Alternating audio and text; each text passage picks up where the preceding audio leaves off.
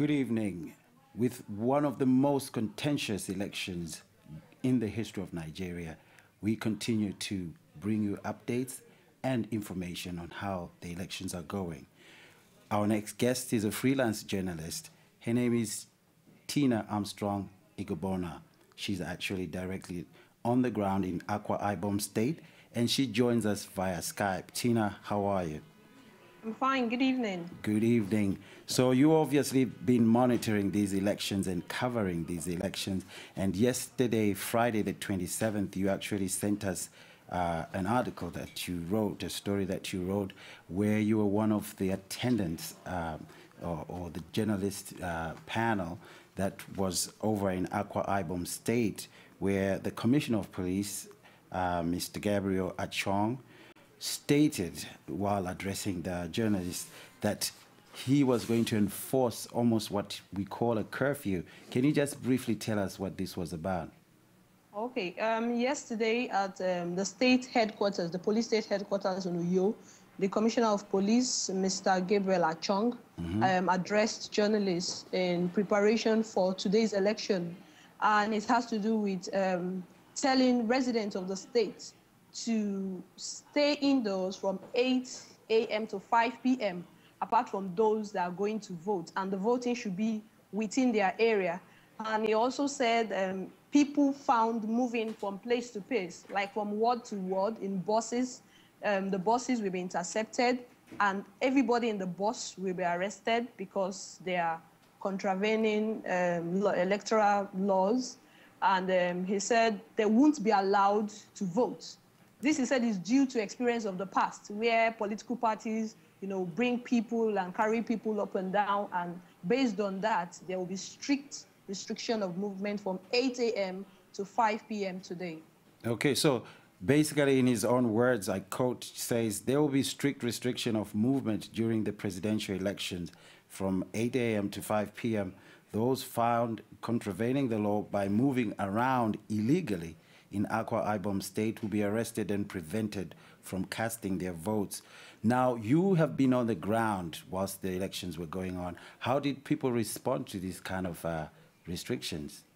Yes, at first, based on the way he said it, like some of the words he said, he repeated them twice, like said, fathers, mothers, warn your children not to move if they are found. But going out, I was expecting some kind of total, like I wouldn't see people really moving like that. But along the way, in some places, we found people moving. And we as journalists were wondering, if those people are not really going to vote because they were on the express. If they are not INEC officials, if they are not observers, where were they going to? But people were moving. And the policemen, in the metropolis here in Uyo, there were police officers everywhere.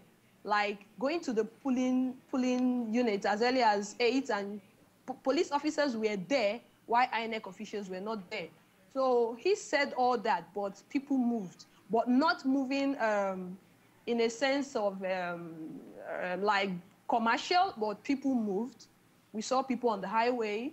We had this particular incident coming from, when we were coming back from the governor's hometown in Ogbonna, SCNUDIM. We saw this car that was stopped and young men were inside. But, they were asked questions and things like that, but we passed through. Okay. But there was serious search and stop and search in Akwa Ibom State. So do you think that this might have deterred other people to feel fearful and stay at home? Yes, it sounded fearful. He stressed it. When he was speaking to the journalists, he stressed it, if you are found moving in buses, the buses will be intercepted.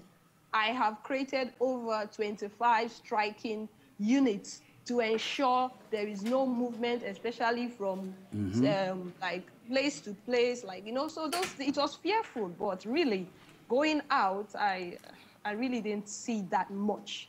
I didn't really see that. Okay, so you also wrote another article about your experiences when you actually were at Accreditation, where you had to receive your journalist accreditation for these elections. And you stated in that report that there were delays and some people were turned away, some journalists were not accredited. Can you tell us what was happening and who was in charge of this? I got into Uyo on Wednesday, and when I got into Uyo, there were this kind of, fear, like, oh, you've not done the accreditation, this. But we got to the office that day, and we're told to come back on Friday. But on Thursday, some colleagues of ours received information that we should come for the accreditation on Thursday. But when we got there, found out that it was not really the accreditation, it was a briefing. So Friday was now the main day to come for the accreditation, which was 10 a.m. And we got there, and for a while, people were waiting, journalists were waiting.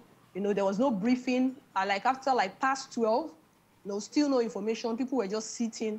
And at a point, people started agitating because in the INEC office in Uyo, the INEC office in Uyo is situated at Udo Umana Road. There is heavy presence of security operative consisting of police officers and DSS, men of DSS. It's so strict and fearful that as of Thursday, they closed one lane.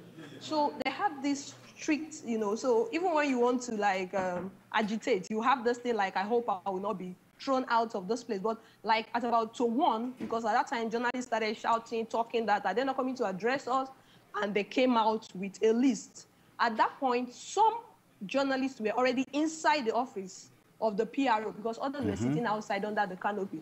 Some which were members of the NUJ, they were inside. So information came out that some people were already collecting their tags, and where I was, we were among the correspondents of the major newspapers and news organizations. Akwo Ibom has over 500 newspapers, over 500. So papers like Punch, Nation. If you come to Akwa Ibom, for example, you will see them selling those newspapers more than the other newspaper. So at the point, journalists now had to go in, and they said, okay, everybody come out. And when they came out, people were waiting for their names to be called. People were scampering, struggling. And it was as if it was a kind of, at first, as if some people were not going to be given. There was as if, they were choosing who will be given and who will not be given. And as of then, TVC and Nation has not yet gotten, because the TVC crew, it seems they came in a bit late. But the Nation correspondent is already on ground. He's a state correspondent. So he didn't get his accreditation when other over 500 local newspapers were getting theirs. And at that point, people were moving, you move in, you move out. People were struggling to enter into the office. And the state rec came downstairs. He was talking and said, there were some people will get and some people will not get because people are spreading wrong information. So it was as if some names were ticked and some were not ticked. So later, channels, TVC and Nation got. Now some other journalists did not get. So as of then, people were still struggling. There was push, there was shove. As of when I left there, not all, though most got, but not all journalists got accreditation. Okay, so generally speaking, you think that these elections in that area, Akwa Ibom, were not free and fair? People were voting. People are still voting.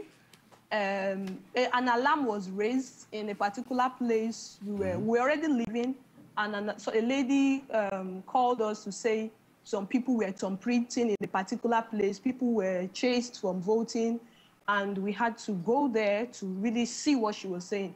But when we got there, what she told us was not happening. Maybe it has finished, but we didn't really, because she said she was not allowed to vote. She said she's an APC member, that PDP were thumbprinting. But when we got there, we did not, because we didn't really have to go as journalists. We just wanted to go and see.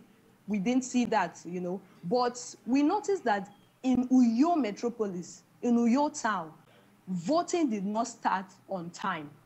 It did not start on time. But when we started going towards Ikotekpene, started going towards the governor's place, voting was already, accreditation was already ongoing there. We saw INEC officials, but in Uyo metropolis, it didn't start the way it started in those places. So I can say to an extent, maybe, it was deliberate, to to starve Uyo voters. Okay, thank you very much, Tina. We'll obviously keep in touch with you as the voting counting is already started and the results are also now coming in trickles.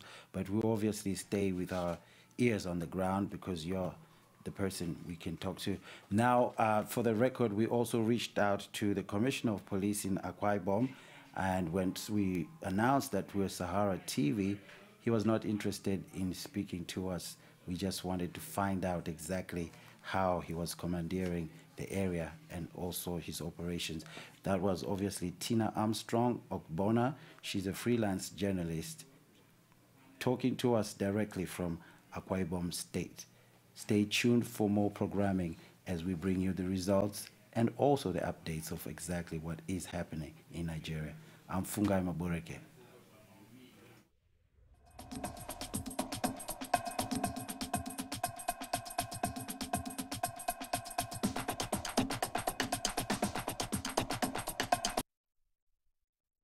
Hello, hi, my name is Andrew Josumo, the director of Mother of George.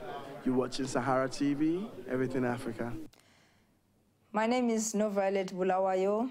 You are watching Sahara TV, Everything Africa.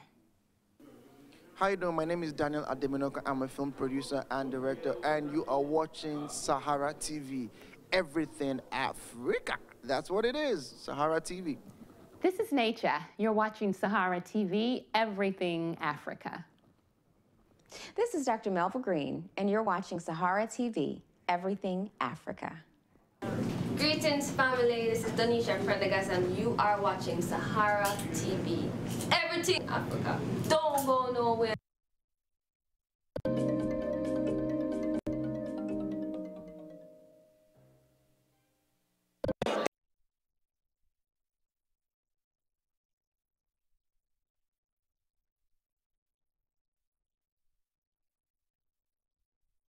Hey, yo, man, what it do? It's your boy, Young Moose. You watching Sahara TV, Everything Africa. Let's get it. It's your girl, Coco Chocolate Rose, JoJo, from Your Excellencies with...